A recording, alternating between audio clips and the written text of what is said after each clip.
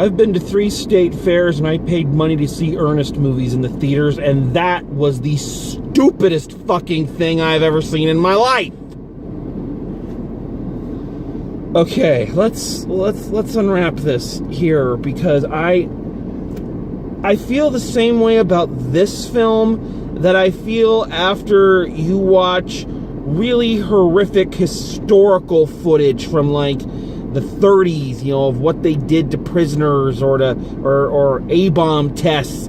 It takes you a while to process the horror that you have just witnessed, and it's nothing to do with the content of the film. This wasn't like a Saw thing that traumatized me. This is just one of the fucking stupidest, wrong-headed, backwards goddamn movies I have ever seen in my life. Okay? And I want you to take into consideration over the past 2.5 years what exactly I have paid to see. Holy shit balls. And yes, I do have to swear this much. There's no other way to express yourself after something like this. This thing is, this is an abomination of both God and nature. Holy crap. Who asked for this? Who wanted this? Who went and saw Happy Death Day and said, you know, I need more of that? Okay, so Happy Death Day, if you don't remember, and I would not blame you if you didn't, it was not a particularly great movie, but it was a fine little, you know, overly ambitious horror movie, Scream wannabe, kind of trying to mix Scream and Groundhog's Day. A girl, a vapid college girl, keeps, you know, reliving the same day over and over and over, and the day only resets after she's murdered each time. So she dies, she wakes up on the exact same day, and the cycle begins again. All right, fair enough. So, end of the first one, she stops the person who was out to kill her, cycle breaks, end of movie, done. Okay. So, because this was a low-budget film, shot with a virtual who's that of young Hollywood. I'm serious. You know, most films like this will drag in a venerable television actor or, you know, some down-on-their-luck character actor to, you know, try to give it some kind of weight, and they couldn't even afford that. So this movie has like nobody in it. It cost nothing to make, and they released it at a dead time. So of course it made a profit. So of course it's sequel time. Now here's the problem. There's a lot of fucking problems, but here's the problem with that.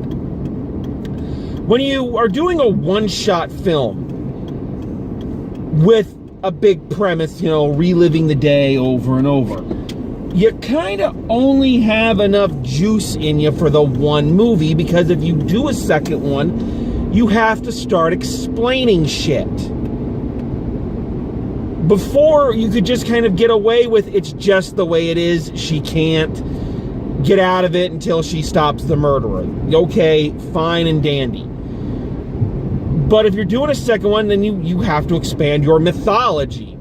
So, with literally infinite possibilities as to what could be behind this, this film goes with the stupidest fucking choice that the Japanese, or I'm sorry, I don't know what nationality is, so I'm just going to say the Asian American. You know, the Asian American roommate who kept butting in on them in the first one was actually a science major who built a magical gewgaw that, you know, that bends time, and then it gets dumber, and then we get into parallel universes and shit. This, oh, fuck. This movie is not smart enough for that. Okay, let's let's talk about something. So there's a lot to rant about, but not much to talk about with a film like this, because the problem you have with mocking it is that this film is self-aware. This is one of those films that is trying to insert its tongue so hard into its cheek that it bursts through the other side. So you can't really criticize this movie because you're going to get the, well, that's the way they meant it. You're not supposed to take it seriously. And you know what? Fuck you. Because there is a difference between giving a little wink to the audience and flapping your eyelids so much you give us an epileptic seizure. This film wants to think it's so smart and so clever and so much better than its fucking premise, and it is not. It is a piece of shit. So let's talk about this film. Then we're going to talk about some of the problems, because I got a couple rants I'm going to go on here since this movie just pissed me off so much. All right. So like I said, a lot of problems. First of all, stupid. Sorry, I wish I could be more intellectual. It's fucking stupid. Again, a virtual who's that of young Hollywood. And now, I do not like pissing on young actors, all right? Because, you know, we all know, even if we've never been in show business, that it's a hard business. And when you're starting out and you're a young face, you're trying to get any role you can. And, who knows what some of these young people might one day go on to be. I mean, one of Clint Eastwood's first movies was a small cameo role in Revenge of the Creature, the sequel to Creature from the Black Lagoon. One of Jennifer Aniston's earliest performances was in the Leprechaun movie. So, who knows? Tommy Lee Jones and Kim Basinger both did guest spots on Charlie's Angels, okay?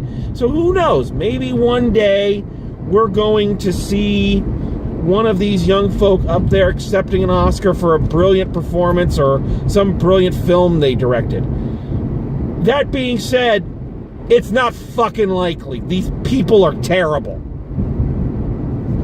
I don't know if it's just the cheapness of the talent, or if it's, just the bad writing, or some mixture of the two. But these are just unappealing, awful characters that it literally feels like you are spending eternity with. And that's another thing. This film is boring as shit on top of being stupid as shit.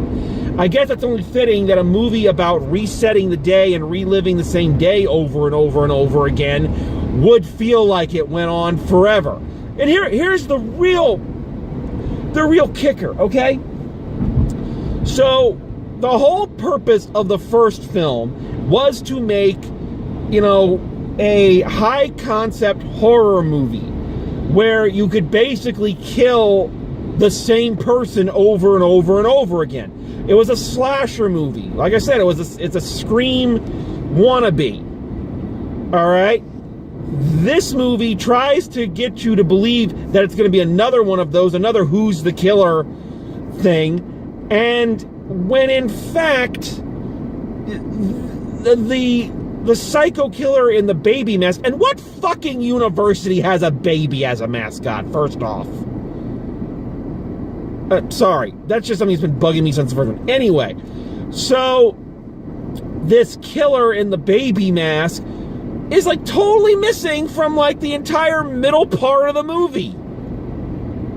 Like you almost forget that's what it's supposed to be. It gets so wrapped up in its bullshit sci-fi that you're like, oh yeah, this is supposed to be a horror movie.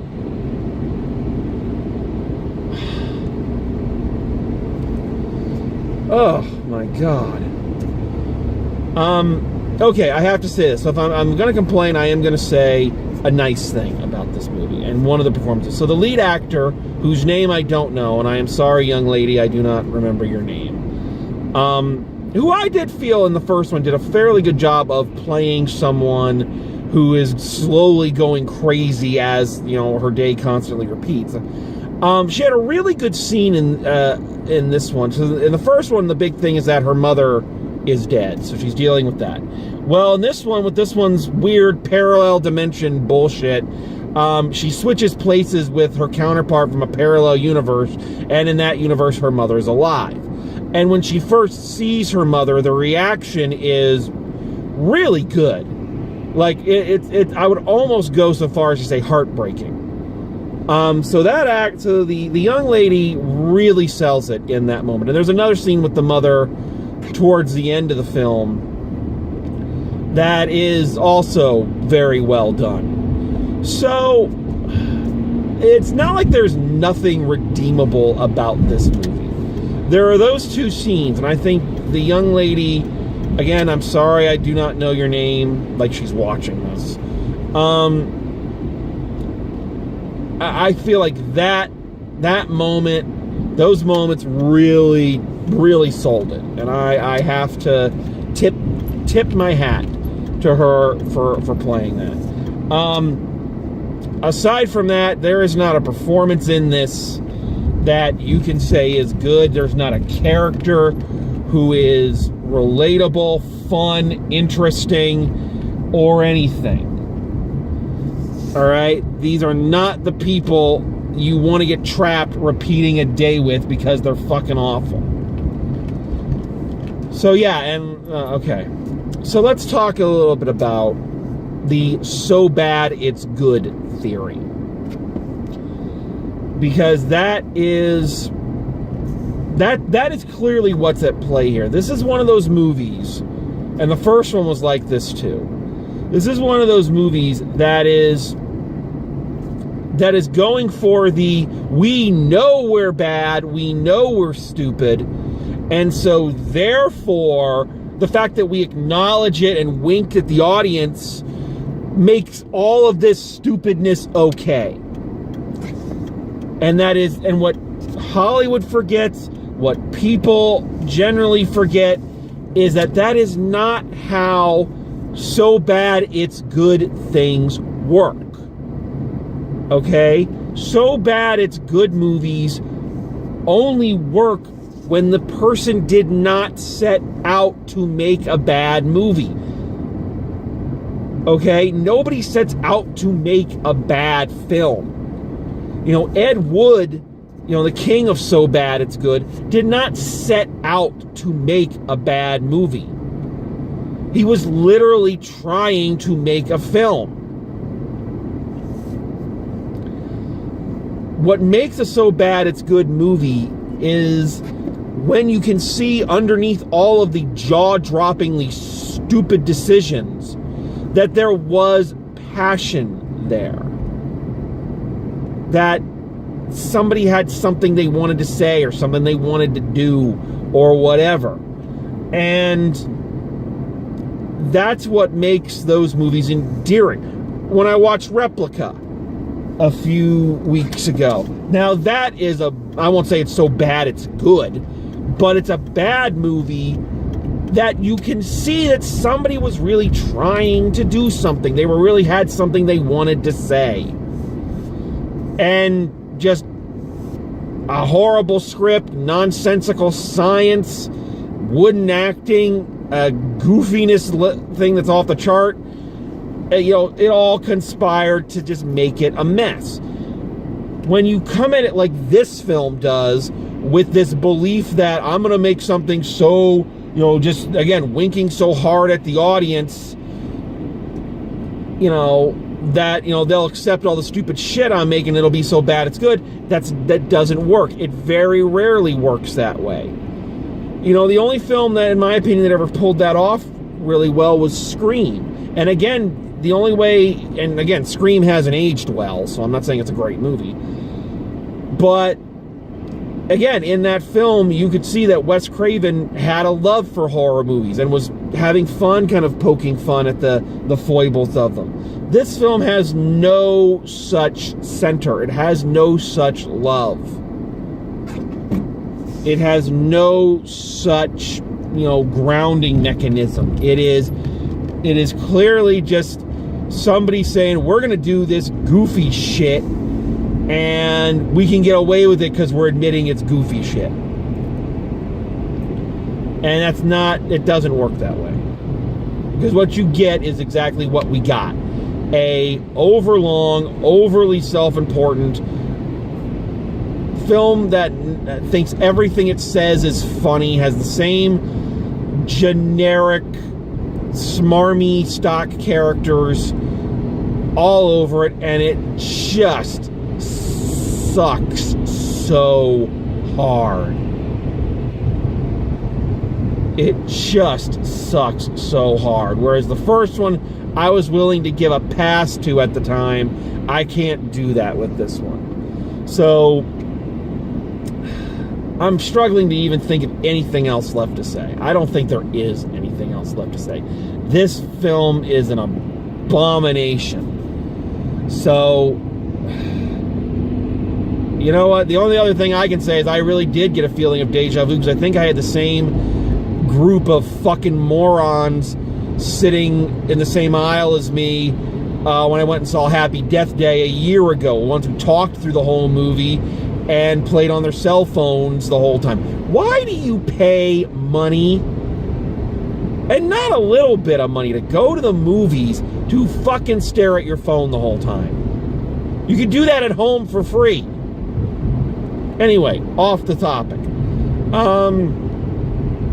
Yeah, seriously, I can't think of anything else to go into, so I'm not going to. We're going to wrap this up. So, final grade for this one, you know what? Congratulations, Happy Death Day to you.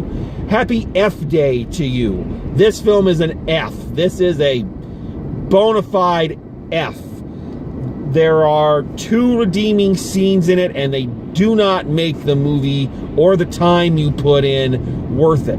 I feel stupider for having sat through this fucking movie. I feel like my brain has had some of the same effect as they do when you're stuck underwater for too long. Okay?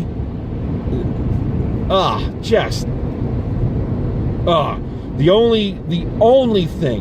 only thing I can say is that, judging from the fact that there were a grand total of 14 people in the theater on its opening weekend on a Friday night, I'm hoping that means we will not get a Happy Death Day 3U.